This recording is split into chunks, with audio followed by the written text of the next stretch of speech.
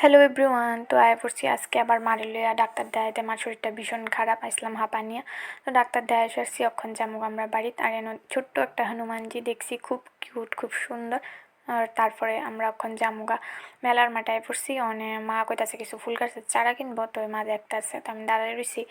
তখন যাবো আবার জিমিরে দেখতে। জিমি আজকে 3 দিন ধরে হাসপাতালে ভর্তি। তো আয়া পড়লাম জিমিরে দেখতে। দেওয়া যায় সারাদিন দৌড়াদৌড়ি করতো, চুপ করে একদম শুয়ে রয়েছে, তাই শরীরটা এত খারাপ হয়েছে হঠাৎ করে।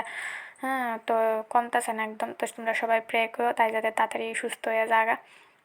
আর এদিকে তাইরে সবাই টাকা দিতেছে, তাই হিসাব করতেছে তাইরে দিয়ে কিতা কিনবো। হ্যাঁ, কইতাছে এটা 5 টাকা 50 টাকা আইসক্রিম কিনবো, রান্নাবাটি কিনবো, তো এদিকেও করতেছে। তো তারে দেখা টিকা আয় বসছি আমি বাড়িতে, স্নান টান করে লাইলাম।